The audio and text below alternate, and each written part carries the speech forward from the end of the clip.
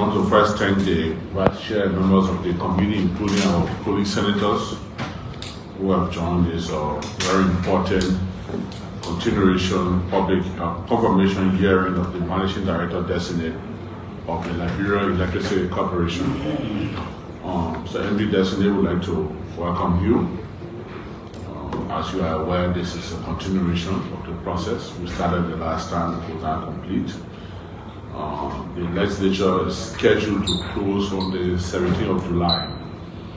So we decided this weekend, early next week, to speed up some of the matters before us, to expedite those matters before we close, because this will be our longest break.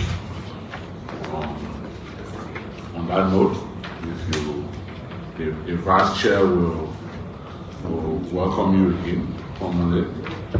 Then we have senators present to make self-introduction, and then we will continue with the question. So once again, good afternoon again, and welcome. This is a continuation of the last hearing. So, maybe set the right, we start out where senators will ask some questions and you know how it was. So with that said, with the chair, I want to say welcome to other senators and present. I want to say welcome to the family member of the LEC. Take care so much.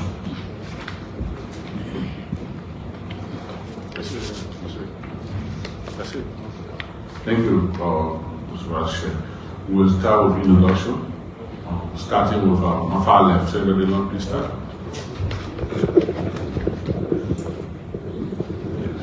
Mr. Chair, thank you. I'm Abraham Dara Dillon, Senator of Montreal County, Chair of the Committee on Foreign Affairs of the Senate, and I am a member of the Commonwealth Committee. Sorry, 1 minute. My Vice Chair just reminded me that we have break. So we can pray. So I'm going to please pray for us.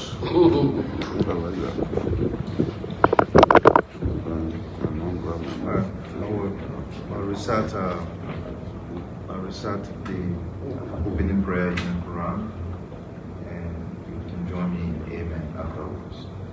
أعوذ بالله من الشيطان الرجيم بسم الله الرحمن الرحيم الحمد لله رب العالمين الرحمن الرحيم مالك يوم الدين إياك نعبد وإياك نستعين اهدنا الصراط المستقيم صراط الذين أنعمت عليهم غير المغضوب عليهم ولا الضالين. Amen. Amen. Thank you. Yes, sir. Senator Chief. Yeah, okay.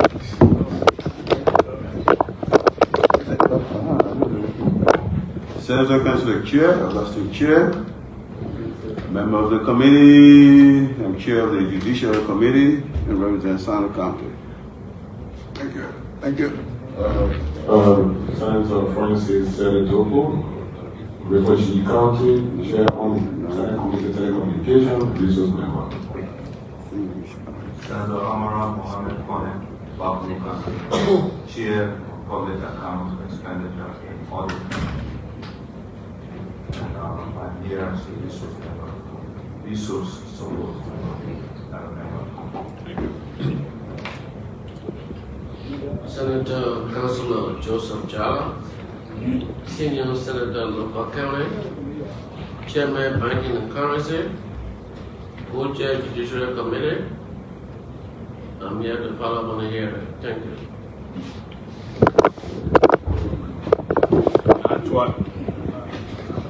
Senator Nyatwa, Junior of Liberia County, a member of the Hydrocarbon Committee.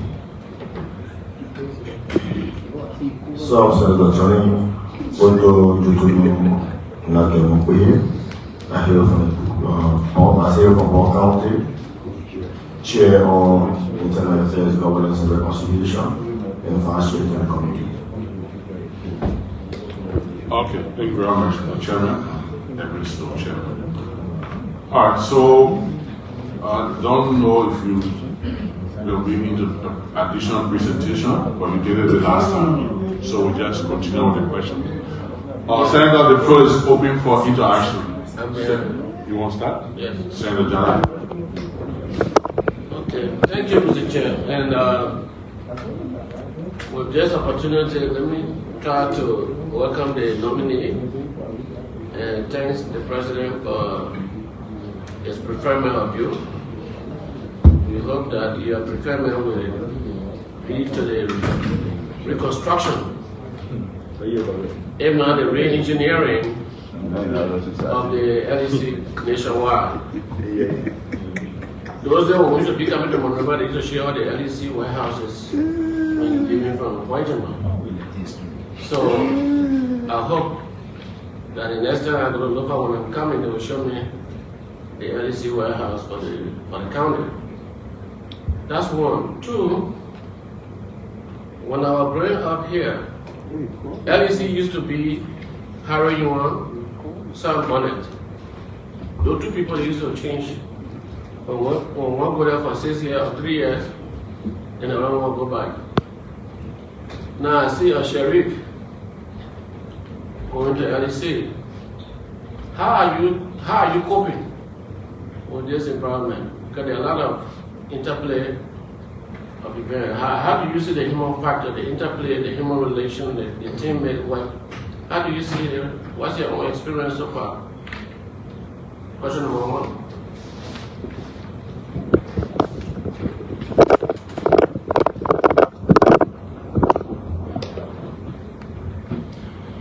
Thank you so much, Mr. Chairman, and thank you, honorable senators. Quickly, just to respond to your question, the first remarks you made regarding decentralization of the LEC. Yes, indeed, we are thinking about that. One of the things that we did was during the spring meeting in Washington, D.C., we made a case. You know, there is an ongoing project, the Banga-Menekoma Highway, all the way to Menekoma. So we made a case to quickly, you cannot have a road without electricity. So when we made that case, it was quickly embraced, and we received a letter that we should quickly conclude the feasibility to connect from our Botota substation in Port County through Zozo, all the way to Guantanamo with a 66 kV line. So once that is in place, Wanyama will be lit up. So that's part of our whole process. And beyond that, we're going to have decentralization of LEC offices in counties, because we do know, I agree with you, LEC is beyond Monrovia. The second one is the human factor. I agree. I believe that anywhere you are leading human beings, they take about 60 to 70%. If you get that wrongly, you can succeed. So what I usually do, I go with an open mind. I don't mind, usually they say yes, and from the get-go, once I got at LEC, I told everybody, once you can work, you can deliver, you have nothing to worry about. Because my own focus is delivering results. Everywhere I went, I just focus, laser focus in delivering results. And trust me, I can tell you that folks at LEC, they are people, they just needed that leadership, effective leadership, to give them the support, the tools they need. Then you hold them accountable, and that's exactly what I'm doing. I give them the entire support, the tools, but then we hold them accountable. That culture of accountability, we try to introduce at LEC. So as we continue, we will continue to do so. So we are really moving fast. And this is why just last week we had a 6-day retreat to make the team to own our strategic planning, in which we went through the process, everybody owned, everybody happy. So as we proceed to implementation, everybody will feel part of that process. You own the vision, you carry the vision along. At the end of the day, the process becomes seamless as we achieve. Thank you. If I may, my second concern is there is a hydro development in Lower Lofa. It seems to be that hydro development in Lower Lofa, I think is, the name will come later, seems to be a standstill. You know, it's, it's another time, get up my way, President, where the former administration deployed the hydro. Yeah, so it's not Yanaho was done by President Sherif, and that was well commissioned. But I mean that was that. But this one is not yet final. Oh. So whether or not you have been able to get stock of some of these things, or your collaboration with the other agencies that deal with renewable energy, the hydro is one of the renewable energy, I believe. But whether you are having some inter-agency collaboration, because there's some level of uneasiness that they have the money is not yet complete, and it could just be like that. So I want to know whether you have had any information, or you're going to follow on some of these things regarding the hardware issue. You know, there's a hardware production in North. I want to know whether something that you'll be thinking about to explore possibility to see how it can be finalized and utilized. Thank you, Honorable Senator. I agree. Yes, we as part of our comprehensive assessment of LEC assets, as well as whatever projects that are ongoing, both within Morovia, Monserrado, and beyond, we are currently working on all those to take stock as to where we are. On the collaboration side, yes, we are collaborating with the RREA, LERC, all the folks in the sector, and beyond the sector, we are indeed collaborating with all of everybody. Okay. Lastly, but not least,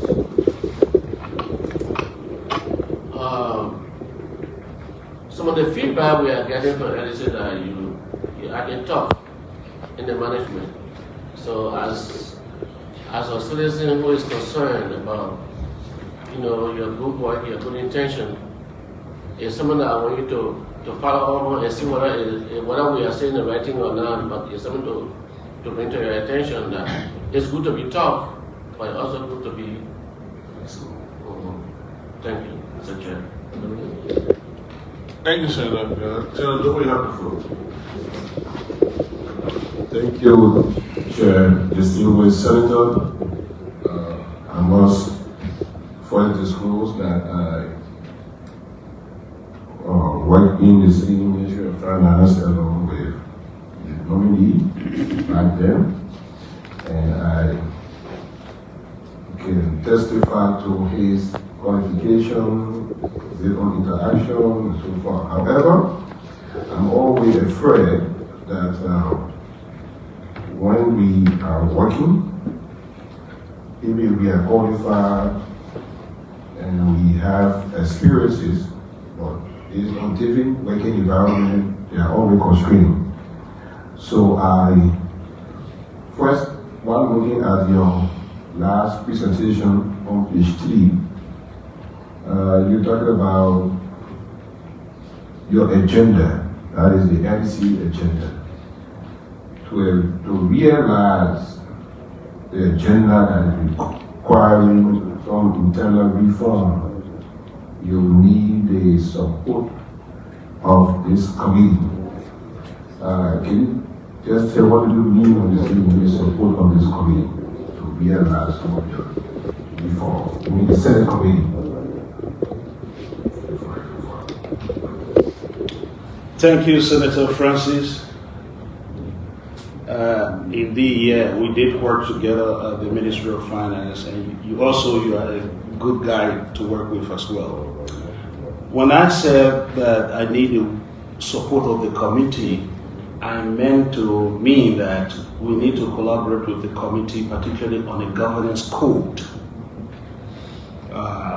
Currently, the governance code is a prior action on the World Bank budget support. It's supposed to give some 44 to 50 million to the Liberian government.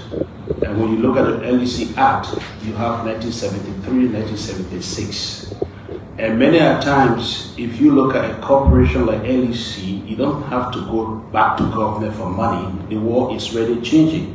Most of the funding you want to have, you need to go out there and seek funding. And the first thing they ask for, they want to know your governance structure. So in order to work on that, we need the support of the legislature and in particular the committee, particularly the governance code. So, move to that.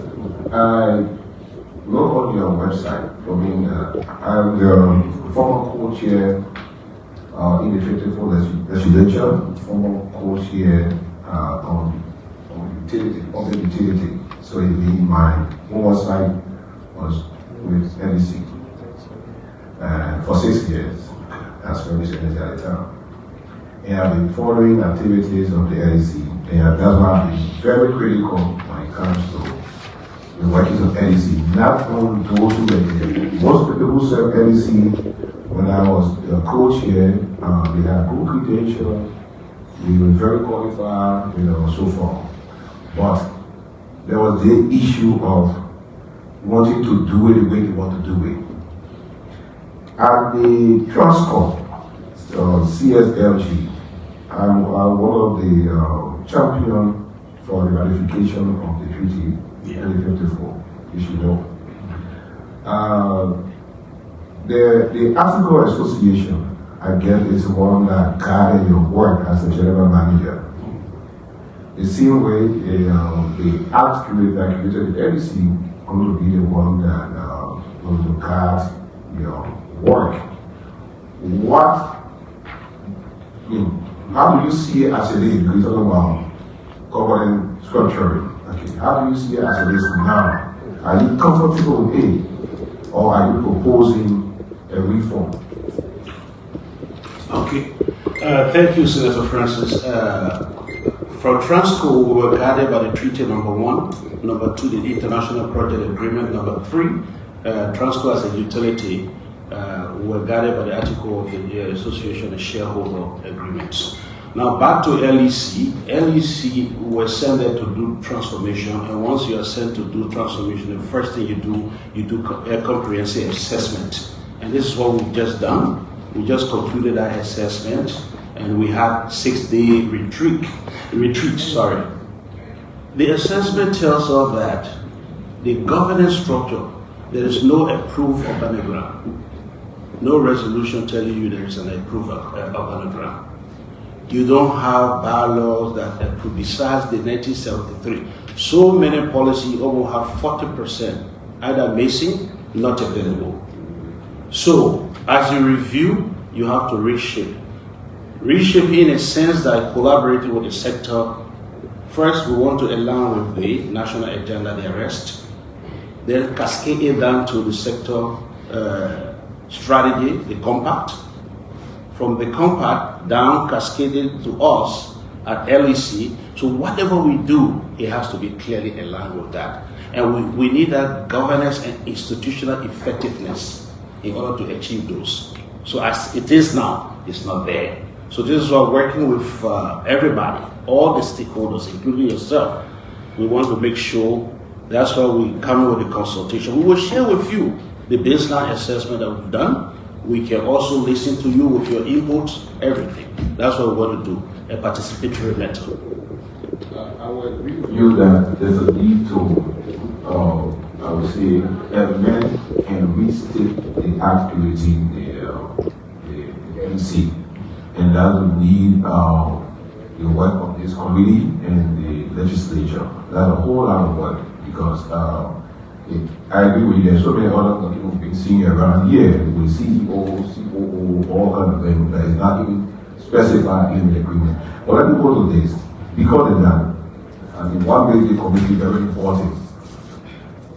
In the 54th, when we were working with the management team of LEC, they did a presentation.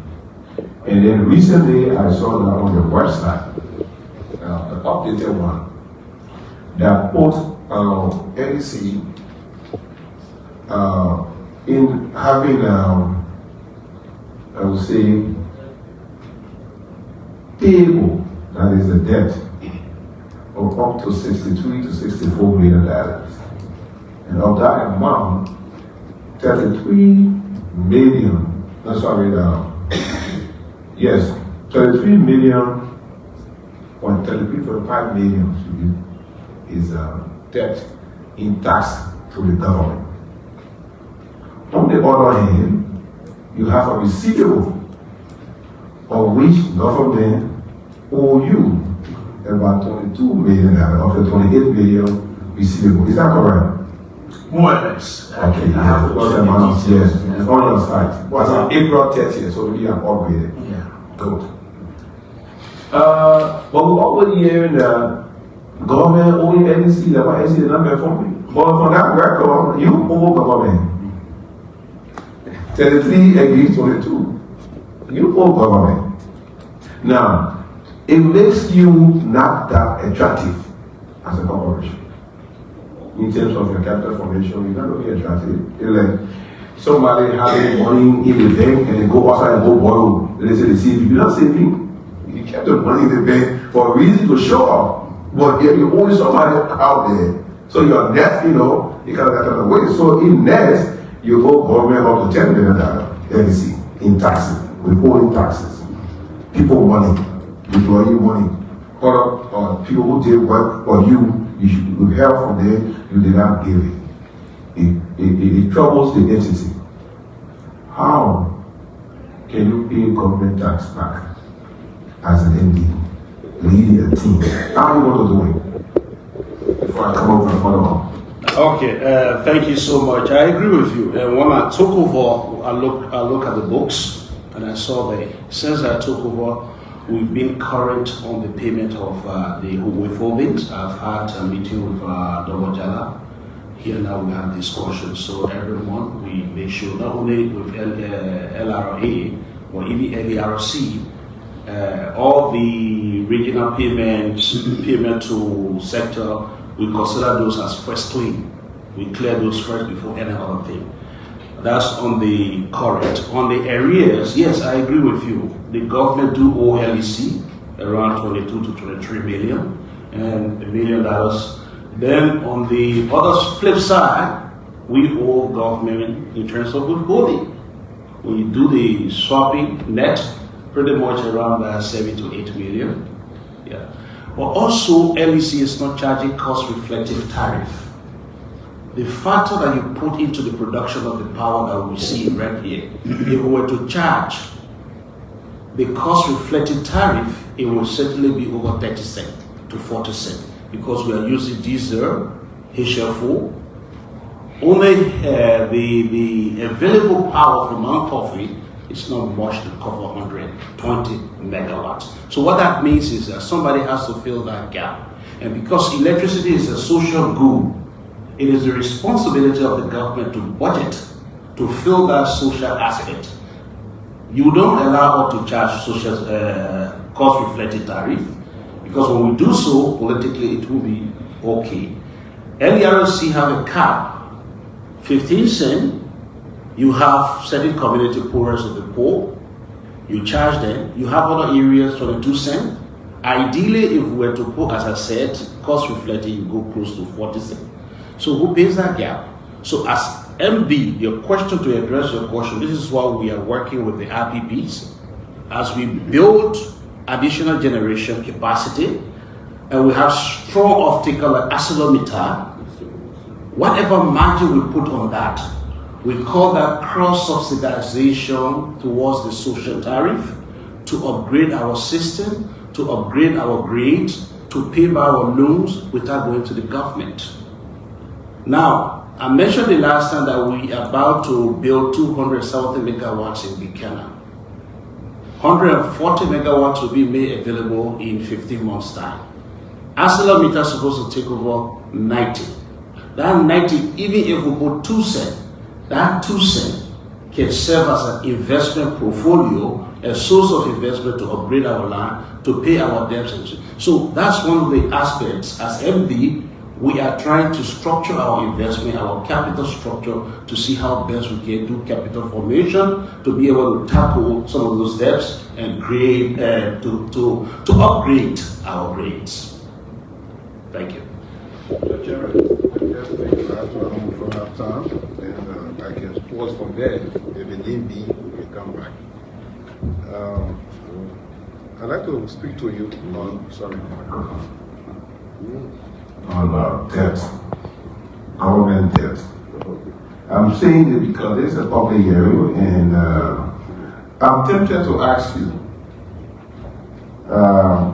do you, or are you inclined to political economics? Yeah. Government behave the way it behave. inclined to that. And I'm inclined, I know very well government is a big spender in the circular economy of the small economy like Liberia. And running a public corporation, public fit, you just say where the LERC will say you can charge them, you can charge them. You know, the poor people in Westport, you can charge them this. And so, you know, your corporate firm, you have to charge their profit. That's a form of product economy. Or maybe behave the way they behave. So now you have this debt on your book, okay? And it's been there for long. That's why I'm concerned about that. And it's not that you link to you with other public corporation and I'm not seeing a taking step to address the issue. You have to make the entity attractive. And you got to do everything. And you need the legislation because it's clearly stated, okay, that you need the legislation, especially on your debt that you have of 33 million to the government of Liberia. Yeah, and let me just say,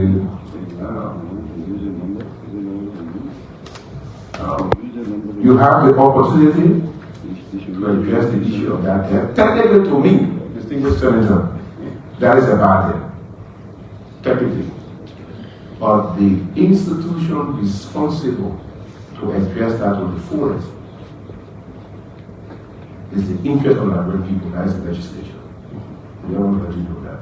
And you can keep it, we have said it for 6 years. And the other people who were there, no disrespect to anybody, but they didn't see as important. It doesn't make you attractive at all. It doesn't make it like that. So you need the legislature to address that, and you need to have address that. Because if you do that, obviously, I believe you have some space. We've seen most of the financial from LEC in the 54th, and most of the time, LEC will not declare profit. Are you prepared on your watch to declare profit? When you check our strategic plan, Honorable Senator, we declare that by 2027 we will break even.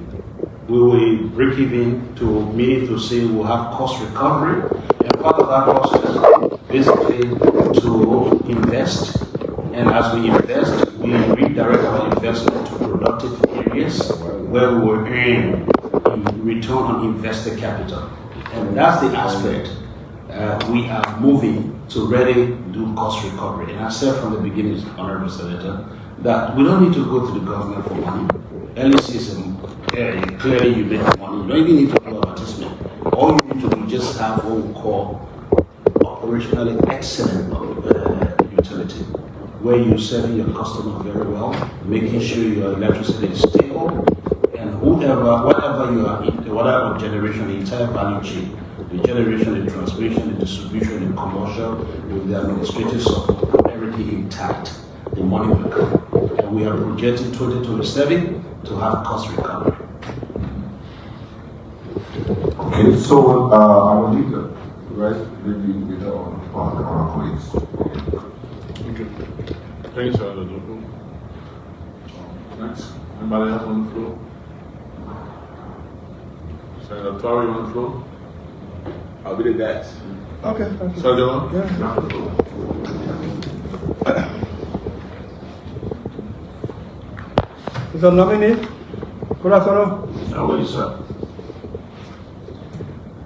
I was the last person on the floor asking you a question when we continued this hearing today. So we'll pick up from where we started, where we stopped.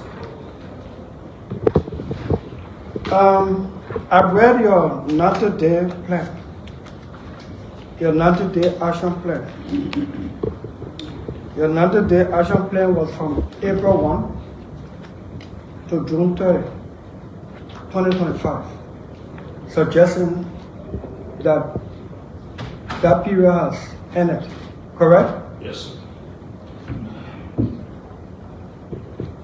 Give me an overview of your own assessment and success of this plan. 95% complete. 95% complete. Yes, sir. Did the board approve this plan?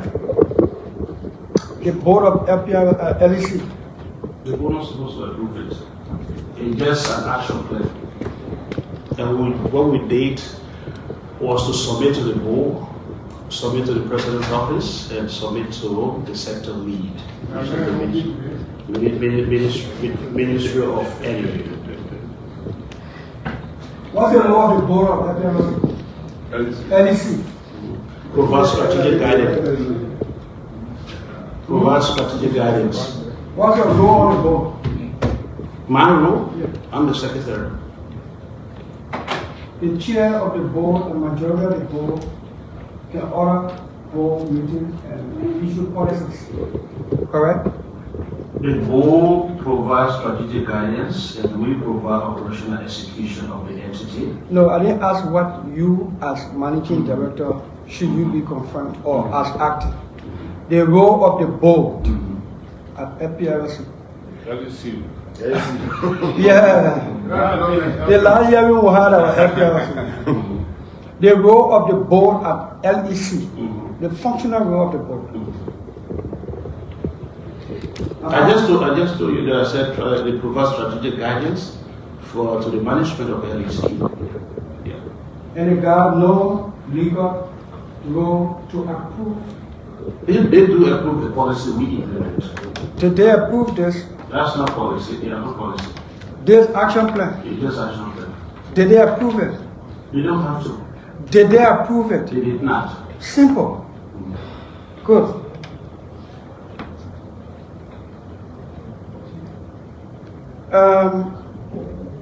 What's the current organigram at LEC? There is none. No structure at LEC? As our assessment revealed, there is no organogram or organization structure approved by board, but through resolution, nothing. Everything that was there, draft. So currently, any deputy, any director, any departmental head or section is operating in a vacuum. As it is now, whatever organogram that is there, there is no resolution approving that. And in the act, there is nothing mentioned on any of the deputies, only the chief executive officer and the members of the board. And there is no approved bylaws. We bear our full assessment, nothing. Do you find that troubling? Yes, I do. Do you think it is one of the reasons why LEC has actually been the way it is? I wouldn't say they are upright, because for me, I do data-driven decision. So the way we saw it from our own assessment, we believe that we need to fix things. And what the data tells us in our bottlenecks, even the turnaround time to get meters, some of those bottlenecks. So it warrants us to intervene, and that's why we are coming with the strategic plan. And part of that strategic plan will be submitted to the board next week for the board retreat to review and approve. Strategic plan that will help to address some of the ills, the bottlenecks in LEC. So, Deputy LEC Managing Director for Operation for whatever different affairs have been operating in a vacuum. They've been operating with a organic plan that wasn't approved. And we have a bylaw that wasn't approved. No resolution, we've been asking, we've been checking, we've checked everywhere, nothing. We can't see, and we see the resolutions for other. Is that there or you don't want to see it? No, we have not seen it. I can't tell what is there now as it is. Fine, where, Chief? It's not there or you don't want to see it? As I'm speaking to you now before coming here, we did not find any. It doesn't exist. So is that your answer? By definition, it doesn't until otherwise proven. Let's come back to privatization. Okay. I asked the last time. I think I didn't get the answer. I will ask you again. Fine. LEC is generating power, distributing power, and regulating through LERC, the regulatory aspect. sales and distribution, everything by LEC, generation, sales, distribution, everything. Do you think you have the capacity, LEC has the capacity to do that, or we need to do some privatization of the distribution aspect? I asked that question before, I'm asking it again. Because as LEC as it is now is moving forward, we do have the capacity to take on the distribution, not just distribution, but generation, transmission, distribution too. So is that a prudent thing to talk about privatization? You do it, you kill LEC. How? Good. If you ask private sector to take over distribution, the first thing they do, the investment they bring in, they will think how they're going to recoup their money. We call it return on invested capital. The TNT is expensive, say 100 million. Ghana's Bay, Lokintown, all those places you want to take and give it to private sector. When they do their cost, that's no longer government. Once they do cost reflected tariff, whatever the investment to recoup, and usually they front load their investment. They front load it. It will go triple what we're charging today. So what we will be doing, we'll be shooting ourselves in the legs. So that's why the issue of whole truck privatization, it will kill LEC, it also will kill the Liberian people in terms of tariff. Are you putting fear in us? No, that's a reality. The reason I'm asking, okay, go away, follow. Yeah. Hold on. Oh, Mr. Bar, please.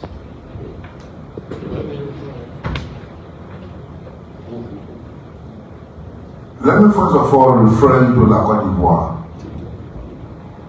La Côte d'Ivoire, electricity is being prioritized, right? Are you in the know? It's quasi, it's not complete privatized. Therefore, it's partial.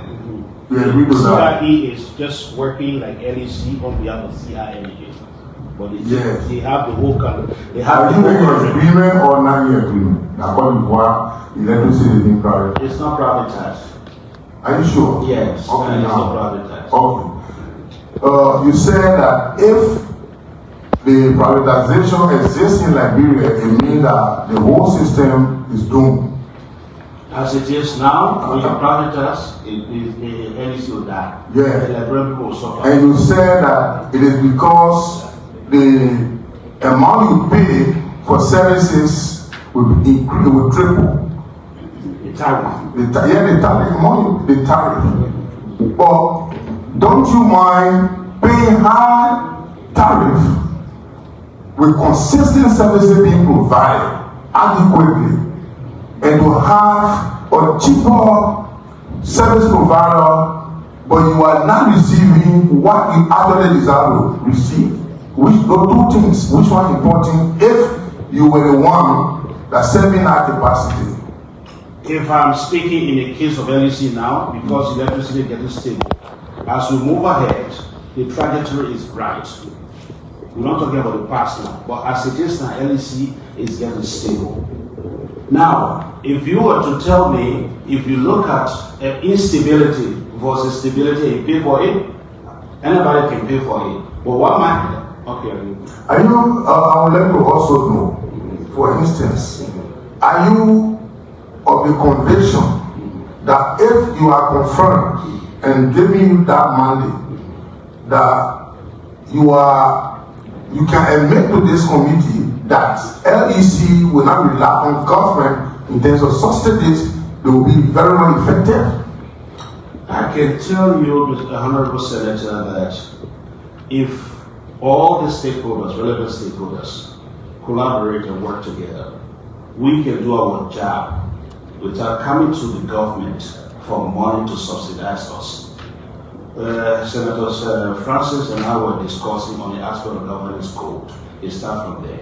We can go out, we get money. We can recalibrate, do good capital structure, financing structure for the benefit of Liberia and the Liberian people to deliver the goods in value. And what that value means, the tariff you'll be charging them will not be high. When you do the opposite, investors come in, they will front load their invested capital, the return they get it, What that means is that every factor they are using to produce that, to build the grid, to pull their metering, everything, they will take it out. And what that means is tripling the tariff. That's what I was saying. So when you talk about collaboration or cooperation, what do you mean? We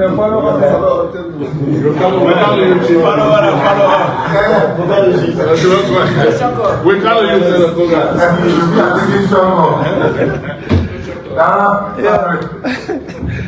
Yeah, thank you, my colleague. Mr. Nominee, here we look at your credential, your competence, and your qualification. We also look at your suitability.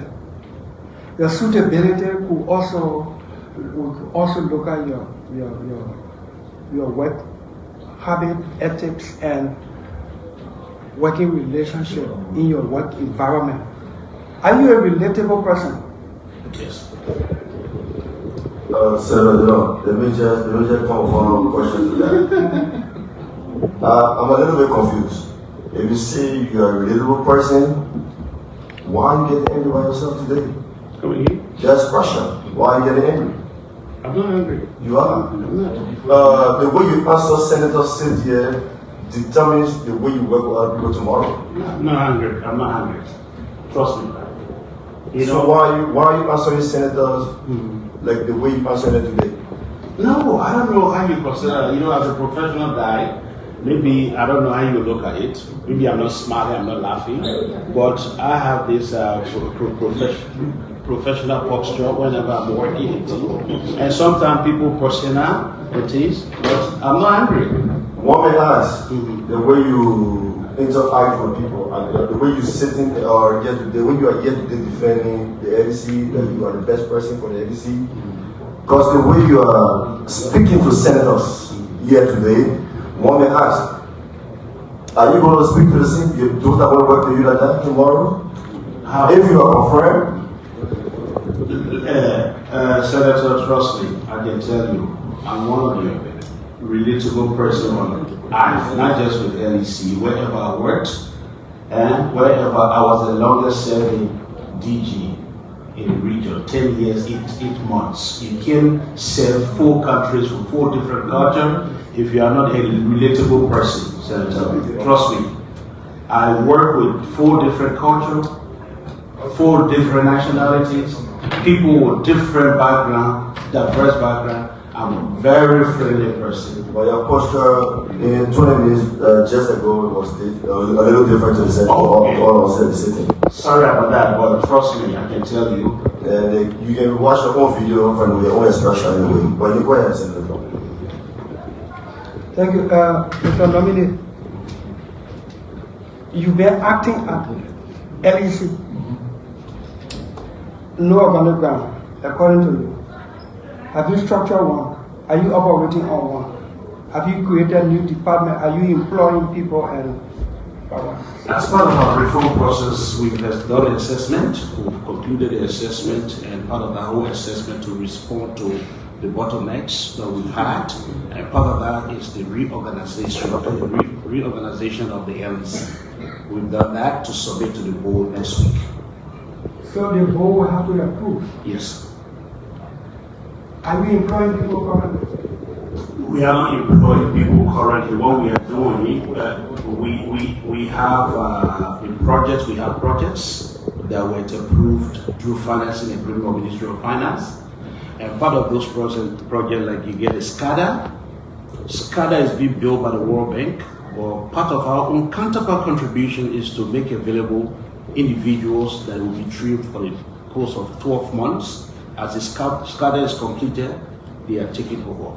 So those recruitments have been going on. Those are the recruitment we've been doing. And 2, there are certain... No, I can understand that. Those are all operational stuff. I'm talking about creating new departments and all that stuff, which is not a standing organogram of the LEC, as you said, and anything short of that should be approved by the board. I'm not talking about you, the operational aspect where you have to recruit people to perform standing agreements. Come with a question.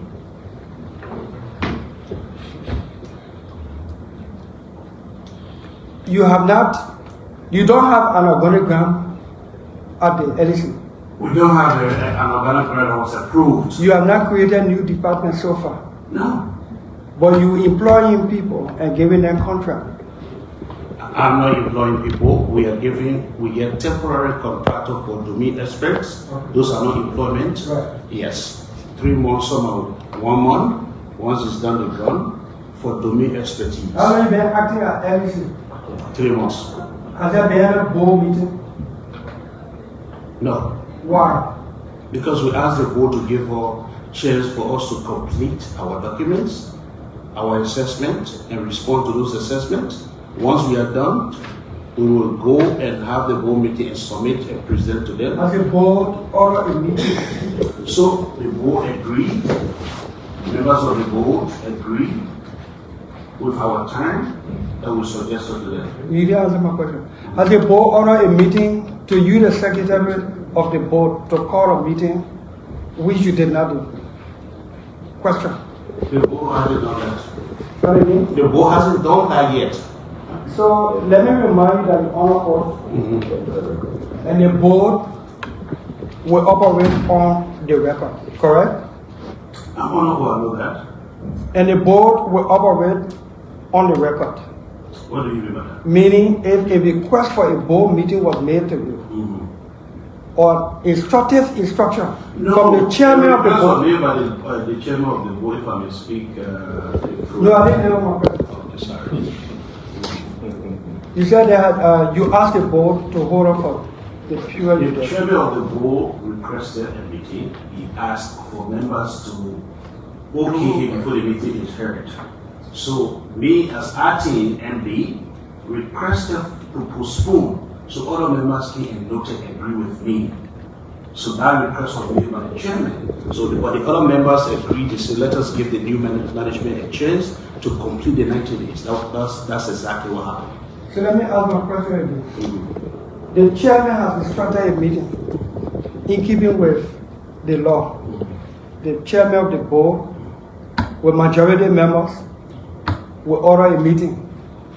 You, the secretary, you are under obligation to call that meeting presided over by the board, the chairman of the board. As the chairman of the board instructed any such meeting, the chairman requested for a meeting, and as part of the board, a member of the board, he requested all of you are us. not a member of the board, you are secretary Yes, of the board. yes. So we did put it in the chat room, and for members to respond. And members responded. They responded. Usually when the chairman requests, we're supposed to do the agenda, the management. Correct. It's on the basis of management doing the agenda, then the chairman will give the instruction to call the board meeting.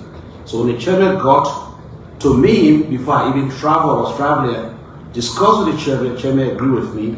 When I left, while away, chairman put in the chat room, there should be, he asked the members of the board whether there should be a board meeting. So I got back to remind the chairman, and I asked members of the board that we are currently assessing to come with strategic documents. The board should agree for us to postpone the meeting. Then the board members all responded to the chairman. I think only one person responded yes to the chairman. The rest of the board members, they all said, let us give the management chance to complete these documents. How many weeks or months did you ask for? Up to July 10. Up to July 10. Yes. Today is, July 11. have you reverted to the board through the chairman? Yeah, last night I wrote a memo to the chairman. Very good. Yes. I like that. So let's delve into something that can annoy people.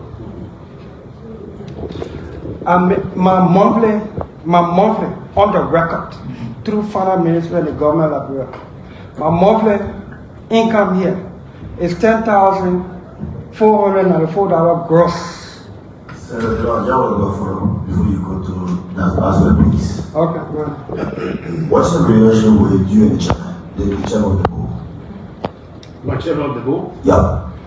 I can say the relationship is not friendly. That's I can say that for a fact. When I took over the chairman did some item, I called him one-on-one and talked to the chairman, we can work together. And every step I needed to take I took. But then the chairman had different paths to take, and I told the chairman that let us sit and work together. So the relationship has not been actually friendly, I must admit. You know what we're asking one relatable question on the job? Yeah, the committee will work in. The chairman, does the chairman have an office at LEC? The chairman, when he has an office? Yeah. No, he doesn't have an office at LEC. What happened was there was an office rented out without a resolution. When you say office rented out, LEC was paying office rent for the chairman? Yes, outside the main office of LEC.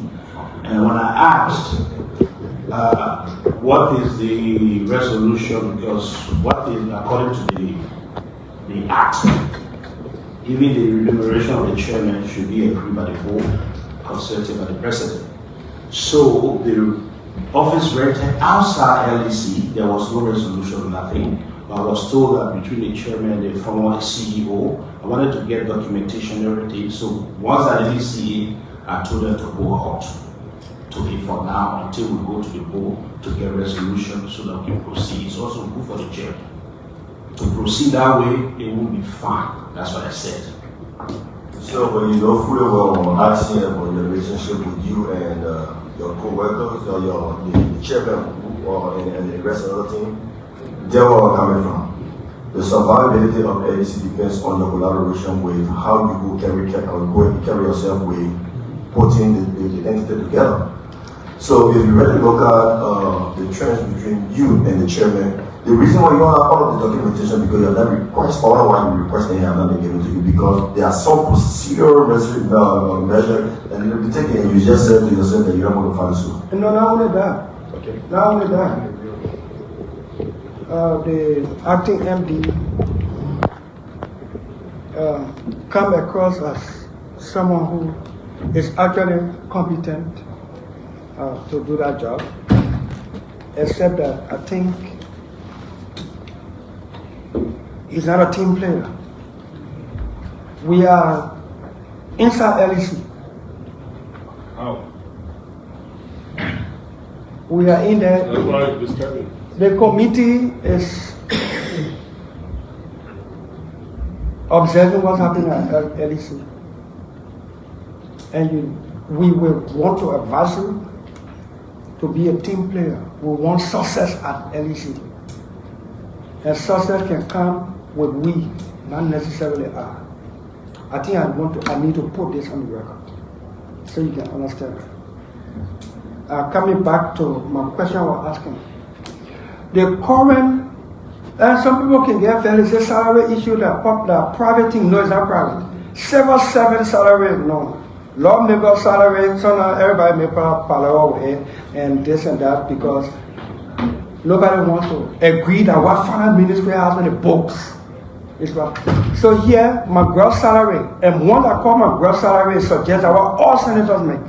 My gross salary is $10,494. You call your net. Net is $7,900. Net is what I receive. What is the salary structure at LEC for top management beginning with you? Question. It should be a public information. You want me to tell you my salary? The monthly income of the managing director of LEC. No, public salary is not privileged. Public salary is not privileged. We in that bro, when we always think that what is the money box? What is the monthly income of the managing director? Okay, they have deep, right? Yes. I can tell you mine, honestly. But I want to give you. No, when you say the management structure. No, I'm asking you as a nominee. Okay, for me, Yeah. my salary after tax is around 9,000. No, so what is the salary? You understand that when they say your salary, they're talking about the gross. Okay, it's around 13. Around monthly. Housing? Everything inclusive. Housing? Or Scratch card? No, that is not salary. Scratch card is about, I think, Fuel? yeah, fuel is around 600. How long can everybody can hear around, but they're not sure why you're making? No, because what I And do. you're getting that What's road. our electricity? No, I buy Is it like that? my own electricity. I buy my own. And that is a 65% cut from where I came from. Excuse No, me. it doesn't matter. No, I just want you to also say it's public now. Mr. Nominee, you know, I don't fall in sympathy with people who make an appearance that they came to sacrifice when they take government job. I do. So, no, I don't fall into sympathy. If you are making 200 million every month, when you decide that you will take government job, you conform to what they, yeah. So, that is why I'm asking. If what you're making now or you'll be making at LEC managing director far below what you are making before, you chose so. Right? You chose that. That's why I'm asking you. So please answer the question. The gross is 13. When you take the tax out, it's around 9. Okay. No, Mr. Chairman, I will give for now. Come on. Thank you. Sir, Amara Konya.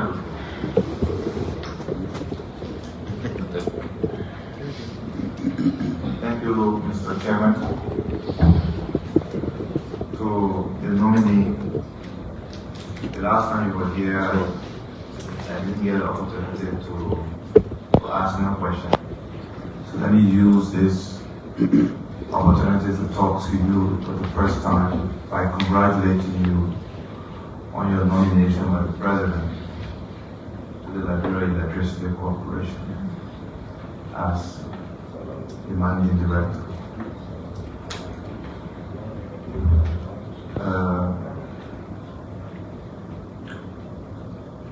In the interest of full disclosure, I worked with the nominee at the Ministry of Finance when I was Minister, and he was my chief economist. So we know each other very well. I will be asking you questions really about your work ethic and your ability to work with other people. It seems that that's coming out as an issue in your job interview. When you work at the Ministry of Finance, how many people did you supervise in the macro fiscal unit? In the macro fiscal unit, was about 22. How many years did you serve in that role? From director to chief economist? Yeah, from 2006 all the way to 2014. So about 8 years. Did you have any problem with anybody there? Personal problem? No. Okay. And then you and I worked together on the regional electricity integration vision within the context of the MRU. You being the lead person putting that together. Can you tell us about your counterparts and where they came from in that process? Yeah, thank you, Sir Conan. Yeah, indeed, you are right. Around 2012, we started working together. I worked for you as a chief economist, and I was the lead on energy. From the Mount Coffee, working together with the Norwegian, all the donor partners, the financing agreement. I remember one time I was sleeping early in the morning at 6 a.m. You called me that I needed to go to Washington to negotiate with WAP, West African Power Pool, on the whole CLNG project. We went there, we did, worked with everybody across the board, across the region. And beyond that, the ones you sent me to be the lead for the West African Monetary Union, to lead that whole process, to be Liberia I. And you were the chairman that year when we brought the meeting here in Cote d'Ivoire, worked with everybody in the region to carry Liberia up that time. It was through that whole process, energy process, I landed at WAP to lead the CLSG. And today we are here, over 20 million people benefiting from the CLSG line that was built. I took it from concept all the way to where it is today. 1,300 kilometers, 12 substations, close to 600 million, the project. Work with 4 donors, work with 4 countries. So everything today we have coming out of the CLSG, I work with people. It was due to my relationship with people, the project today is implemented. And we are achieving a dividend we are achieving today. Thank you. Thank you very much for that. At the CLSG, tell us a bit about the organo structure, the organizational structure, the DG and the deputies, and where those people came from. Yeah, at the CLSG, number one, the CLSG was competitively recruited.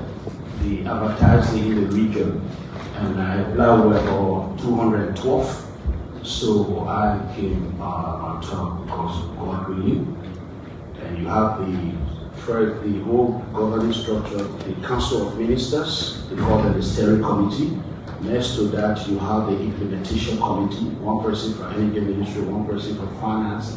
There are 8 members. Then you have the board of directors. Beyond the board of directors, you have the general manager. Beyond the general manager, you have director for finance and administration. You have director for commercial. You have director for the PIU, director. Okay, good. So this would not be your first time to work with a board or a political overseer equivalent to a committee, correct? Yes. So you wouldn't have any problem with this? No. Okay. So, AFK.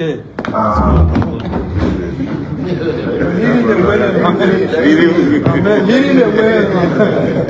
In the Kora law, the Kora won't. Supposed to be pushing me, man. When the Kora law, the Kora won't leading the way.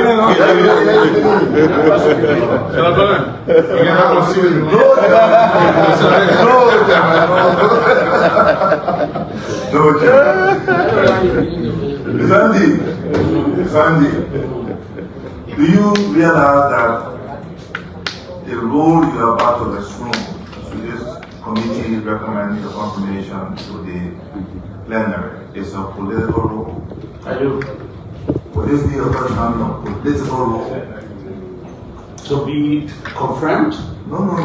To be accountable to a Oh, party. no. The CLSG was a complete political role. How many years you spent there? 10 years, 8 months. Were you recommended or written any letter of warning, etc.? No. Thank you very much, Mr. Chair. Thank you. Just a follow-up. Just a follow-up.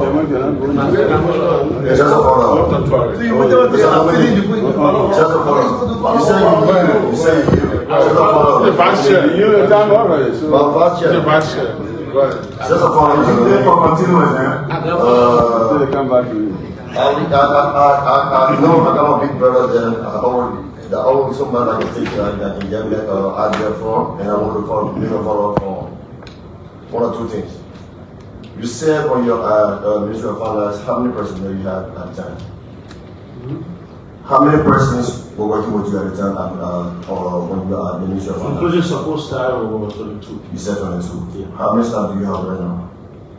At LEC, Yeah. it's about 1,180. Then you go with the rest. That's 1. 2. I want to ask you again. When you left Ministry of Finance, how many years? And then You said you were at Ministry of Finance 2006 to 2014. 8 years. So from that point to this point, we are over 10 years. Over 12? No, 10 to 11 years? Yeah. 10 to 11 years in between. Yeah. So did you get new methodology of working with people? Because according to what my Leonard Cody said, what you are at Ministry of Finance, your working relationship was good. You have one side over 22 persons, and that working relationship you have with them was cordial. But why is it now you're working with $1,000 just according to you, when you're working with the new company, you have more than 3,000, 4,000, and now you're working with just 1,000 person, and you don't have that corporate relationship that have a board. Okay, Senator, I don't want to buy the assumption that I don't have relationship with the people at LEC. You just said I don't know. No, I did not say that I don't have relationship with people at LEC. The board chair is one person at LEC. You can do your own sample, Senator. Okay. When you get to now, we call it the creme de la creme. If you were to participate in our retreat, trust me, you will see how it goes. And I can tell you, Honorable Senator, I don't know what, there are people classify relationship in many ways. There are certain things, it has to do with character, it has to do with who you are, it has to do with your integrity and going forward. You don't want to undermine your reform that you come into it. If that's a relationship, there are certain relationships people classify. For me, I don't allow. I just want you to go to the point for me, please. Thank you. You have a money grant that you work with when you're working with NCRNG, and when you have a board that you work with them. How did you collaborate with them when you got employed? That you cannot do now what you say, you got a board here at LEC, you got some issues, you and the quote unquote managing or I got the board chair, and you are not collaborating. So how can you explain that? Okay, I am collaborating practically almost all members of the board. I one-on-one with them, and we understood their perspective, and they understand my perspective, and most of them are online. Only the board chair? Only the board chair, I can say that here. Only the board chair has expressed his dissatisfaction because we disagree on some issue, and we just said it here. When I'm doing my job as operational execution based on rules and regulations laid out, the chair has problem with that, and I explain. He may have his disagreement, I may have a disagreement, but I do have stakeholder engagement with individual board members. I meet with them, I talk with them. So you see it as a hindrance to your job because it's like, since I can't work along with him, I will just do what I can do, and I will violate some rules and regulations. I will not get the board resolution, I will not get a corporate grant, I will not get this, and you just gotta do what you want to do. No, I did not say But so. according to you, you say you have not found anything pertaining to the golden grant and whatever, and we'll discuss that immediately. Honorable Senator, I told you there is no resolution approving any organ. I just told you, Honorable Senator. Senatorial. Thank you, Mr. Chairman. Mr. Nominee, I want to say thank you for the 3 months of service. We are enjoying the city for this time around. So thank you. When the last night, Warren went up to now, I used to encourage my one again. The same place, slow living. I live in slow community.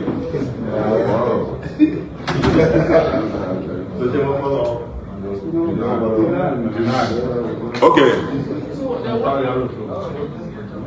I went and I saw saying that 3 different structures. You got the social, the residential prepaid, then the residential postpaid. I don't understand the residential postpaid. What is the residential postpaid? Kilowatt per hour is 264, but I think the only difference is that at the end of the month they pay additional 4.917. So how do one get residential postpaid? Thank you, Senator. Honorable Senator. Residential postpaid basically means you are not prepaying your token.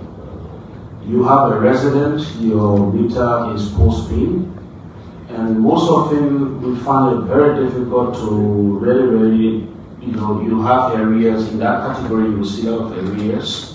People, one of the more comes to an end, you send their bills, they don't just pay in time. So, and the residential prepaid, of course, you have to buy your token and you use it. So the difference in terms of nomenclature, that's it. How does one get residential postpaid have interest? It will be difficult for us to pull you back if you are on prepaid to carry you back to postpaid because it's in our interest to recover our revenue, to get our revenue through prepaid. So, But my mom said me that you don't trust me now, I don't pay you. I wouldn't say so, sir. It's implied. But I'm using prepaid, our postpaid. How do we get that? Well, at present, we are not doing so. We'll look into our notice, we'll look into that. Yeah. Social is 0.165 per kilowatt. Residential is 0.264 per kilowatt. What is the difference between social and residential, and why is social cheaper? Social will classify, working with LERC, social is classified the poorest of the poor, not like regular residential, people that can really afford, so you give them lower tariff. And this is what I was saying from the beginning, that there is a gap created right there, because somebody has to fill the gaps that is created. How do you determine social? Is it by residential area or by individual? They have ways of determining working with LERC because they approve our tariff, we do the application, and we look at they have the category. I can't say that often right here, but it's something I can get back to you on that. Yeah, because it's interesting to know what constitutes poor. We can clearly understand, but if it is the residential area or the individual that is applying, so that we want to know what determines that. Yeah, you have a very good Just by what information, the committee has agreed that this hearing will end at 5. So at 5 o'clock, if we're not finished, there will be continuance. Right, Go ahead. right. You done? No, that's fine. I'll stay on the floor. Yeah, go ahead. He answer you? Yeah, I think he mentioned with the that is with LERC, right? Right. That's how you have the floor. Okay, thank you. I see payment discrepancies between one phase and 3 phase. Can you further educate me why that discrepancy between 1 phase and 3 phase?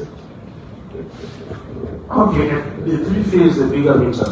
When if you have your appliances, huge appliances, without the 3 phase, it goes with certain cabling that will take your AC and all things. That's completely different price because it's huge.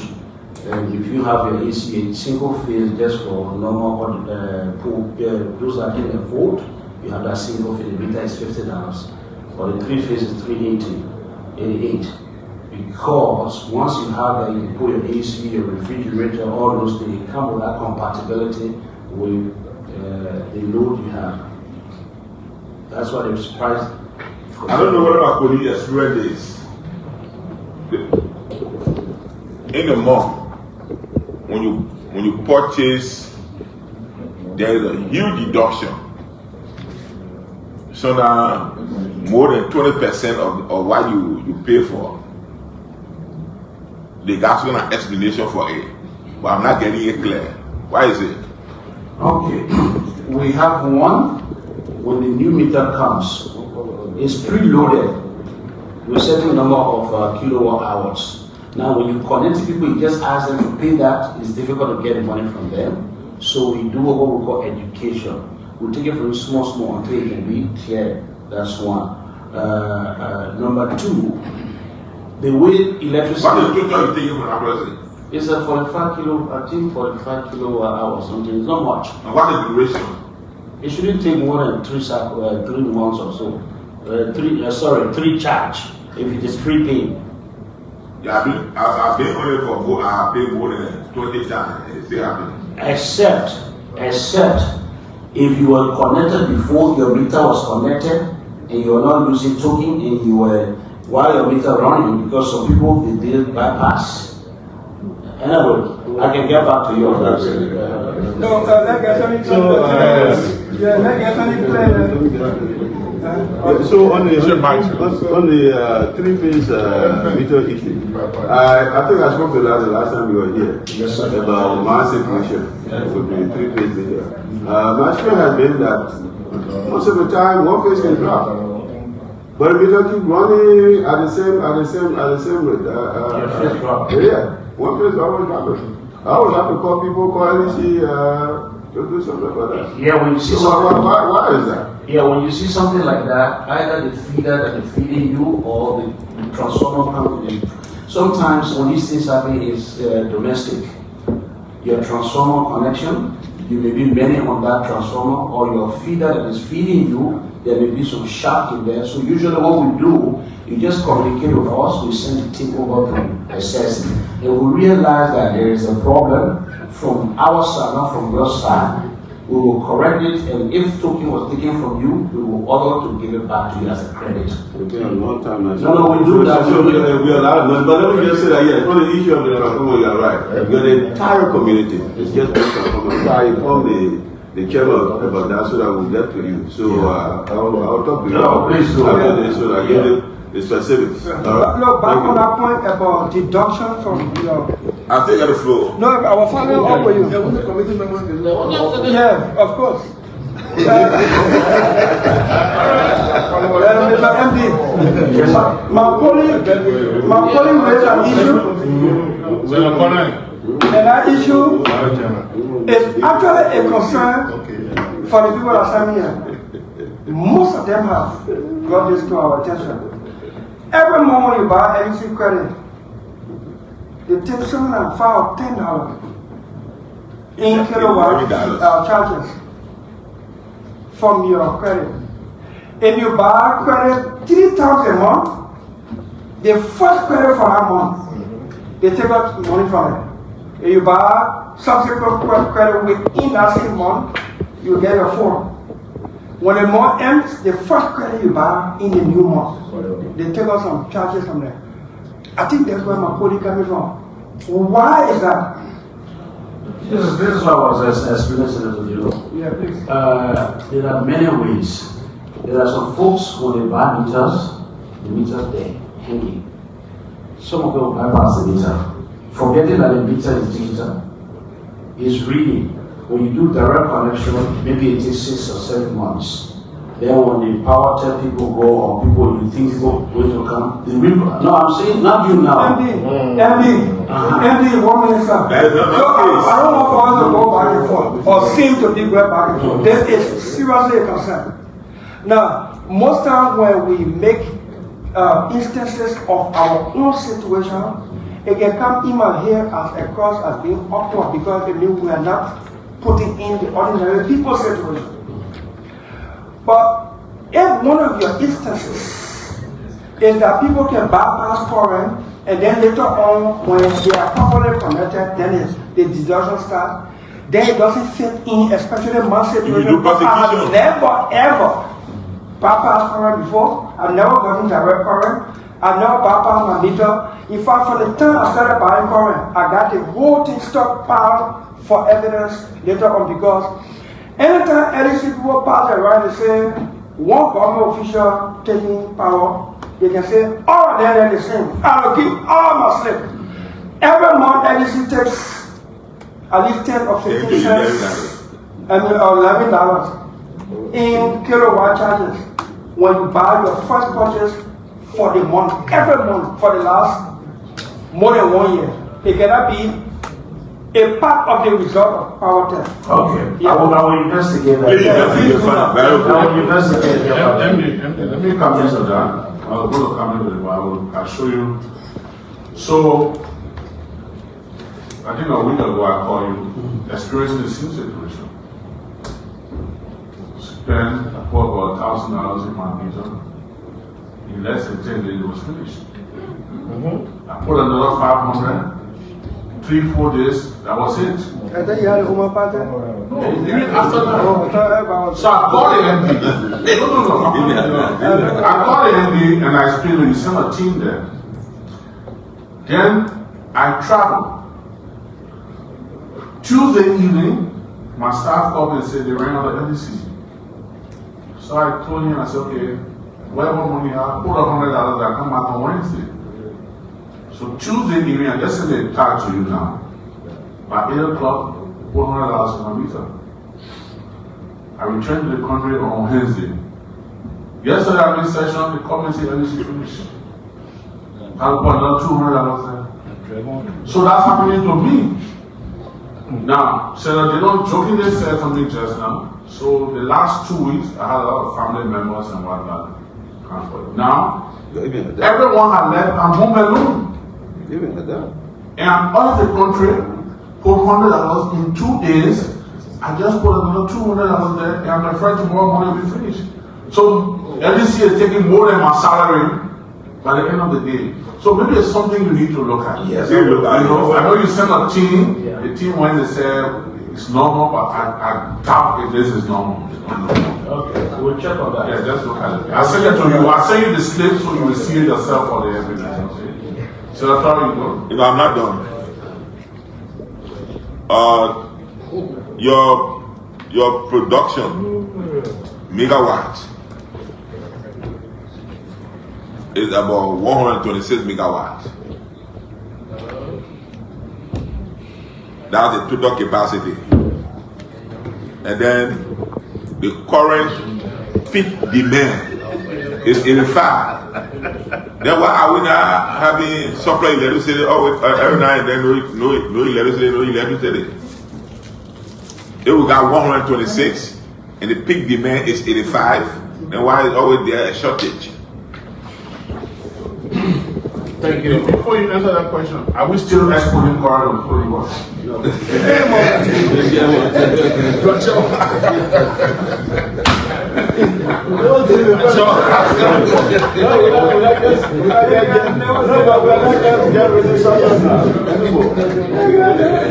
Okay, Honorable Senator, the 126 is not available capacity. It's the reverse. The 126 megawatts is the megawatts when we at the peak. Our peak can reach up to 126. Yes. At Mount Coffee we have 54 megawatt, all the 3 turbines on. At Bushro, all the machines are functioning and I will put everything on will be 22. When you add 22, that's 76. So you have a gap.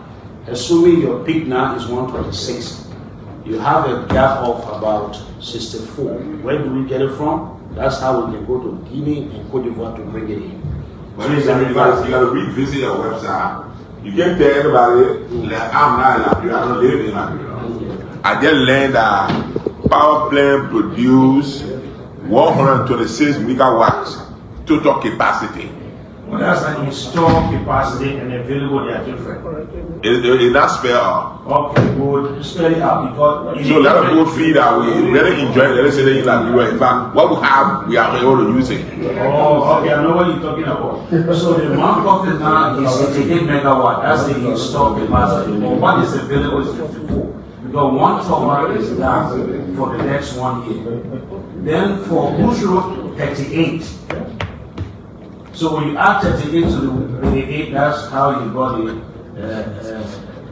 So installed capacity and available capacity are completely 2 different things. Mr. Chairman, I submit, but please make sure that our current country are able to that. How about the other point? Yeah. You don't have current? Yes. Okay, thank you, Mr. Chair. To the nominee, I have a concern. First of all,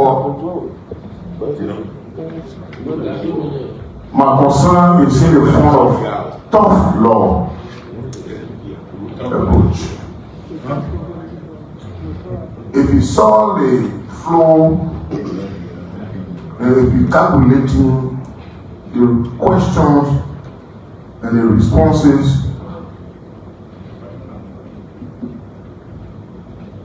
first for all, are you of the conviction that having been nominated by the president for subsequent confirmation, you can be denied by the Senate? A question? Yes. Yes, I know. Are you sure? But when I hear you, so you can buy I said yes. Yes. So the reason why I prompted this question is because Senator Kim had been sitting and watching. You made mention in your exposé that beside the CEO, there is no organic ground as far as your memory is concerned. Right? As far as our assessment is concerned. Yes.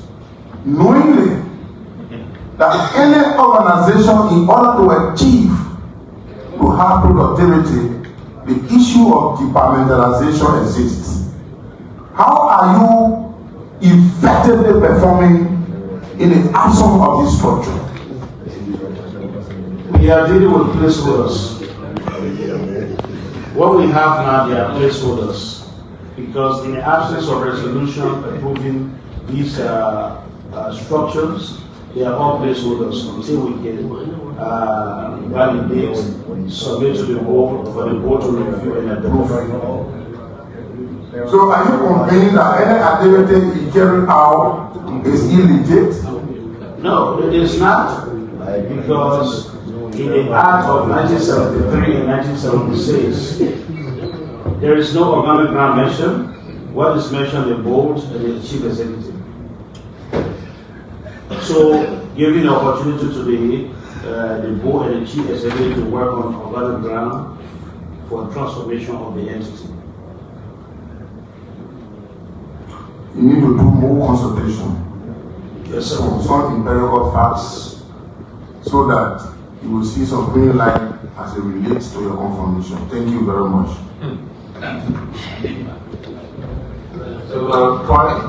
Majority blood leader.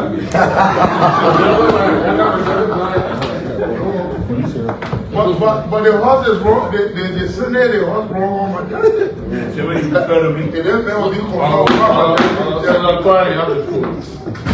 I already had the privilege already to do my cross-examination. Oh, yeah, that's true.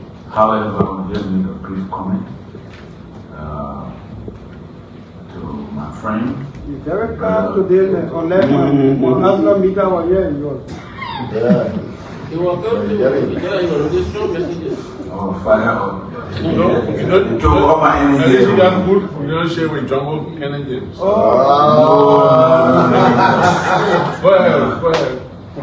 So I would just like to admonish the nominee, just as Senator Koga said, you know, you are probably, you were ranking people for qualification, one of the most, if not the most qualified for this job.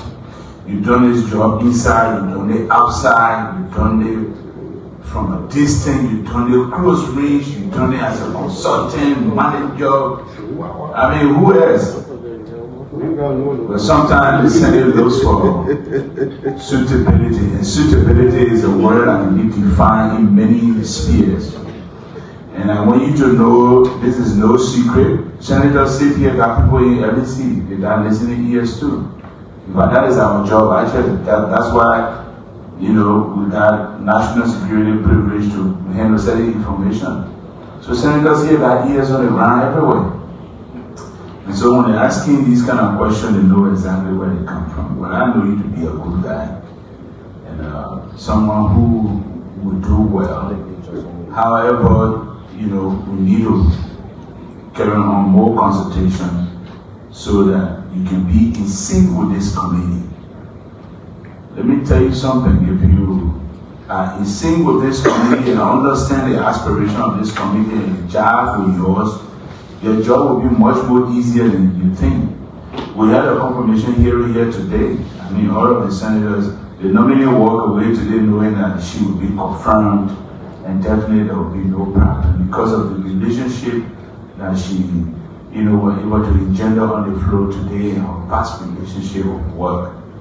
So I know you come from a hard corporate background where people grade you just based upon your performance.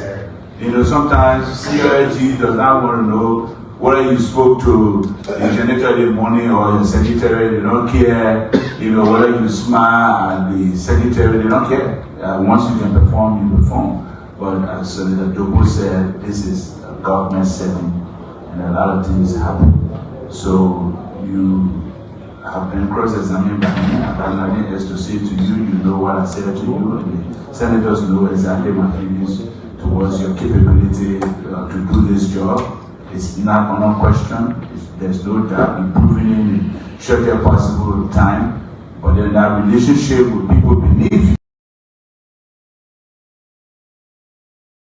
One critical thing. I worked in an institution like yours before. And we had some problems, but we needed to swallow some of our ego to work with the board. There came a time we saw certain reform measures that we needed to take to put NASCOP above what we wanted to do. And then, at some point in time, we're not jiving with the board's own decision, but we have to look for a way around it. And it hurts my feeling as your friend to hear that, you cultivate relationship with other people, then the board chair and what have you. As long as that person is a human being and breathing, your ability that I know, you can go around it and get them around the table for every things, because the people here are appointed by the president.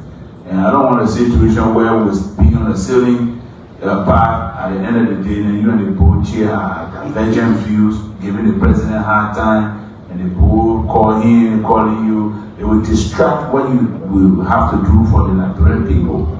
And part of the mechanics and the architecture that you have to solve that problem is this committee. This committee can put an end to that, by mitigating or arbitrating within a reasonable time to do that. So I want you to make use of this committee. It is a committee to your disposal, and it's available to you, but you have to make use of this committee by consulting with him more and more, even after here. Mr. Chairman, with that, like you. Senator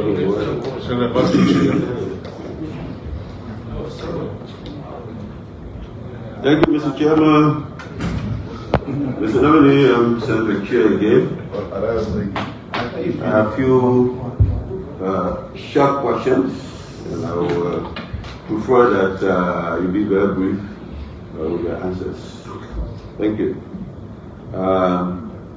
Mr. Nominee, the tariff regain used by the LEC is imposed by the LERC. Is that correct? Yes. How is that divided? Is that done in consultation with the LEC?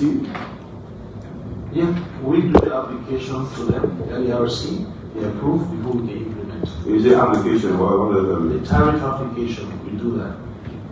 You mean the schedule? No, the tariff itself. We Okay. do our analysis. You do the analysis? Yeah, Okay. we based on So what factors do you take into consideration in doing the analysis? So for us at LEC, what we do, we book number one, the mechanical, to do the cost reflecting what all we are using to produce the electricity. When we come with that tariff, it's looking high. LRC said to us, they said, no, you cannot. They do their own calculation to determine who's the poor, who's poorer than the poor. It's a cost of living factor. Yes, Factor into that. if they tell us, no, you can't go above it. So for us, we will tell them, this is the actual, in order to make LEC viable, this is what we need to charge. Then they will, working collaboratively with them, at the end of the day, we will come to a tariff that they approve before we proceed. Thank you. MD, Yes. I see a lot of the government officials want to help the Sherif president. You have to go, you can go, you can postpone this. Not seen it, everybody. I'm here until you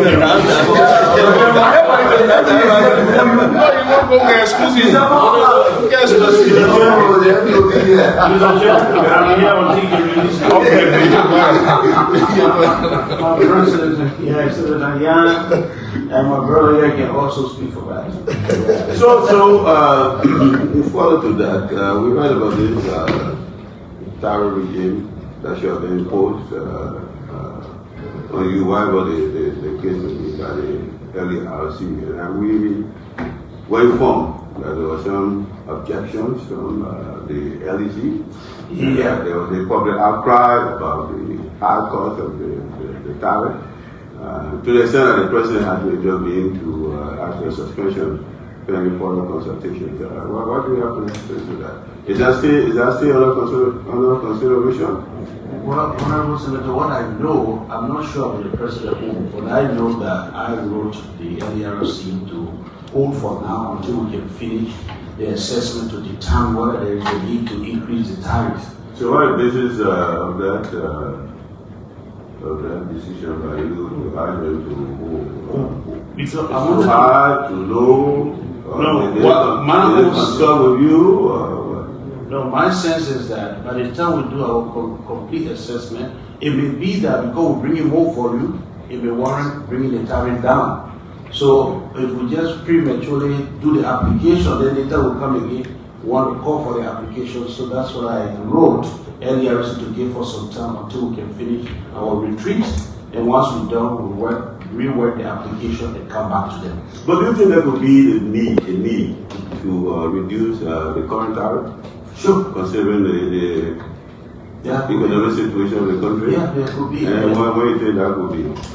That's what I was saying. If we are successful to do IPP with some of the IPPs that are coming on generation side, and we have good off-taker like ArcelorMittal to take the power, and we have margin to charge ArcelorMittal, we can use that 2 cents or 1 cent that we're charging ArcelorMittal to use that to fill, or we charge a lower tariff, we know somewhere to fill that gap. Thank you. The other day we were here talking about the unbundling of the LPRC. And during the review, some time ago, review of the LEC Act, there was a suggestion to unbundle the LEC to separate transmission, generation, and distribution. What can you say to that?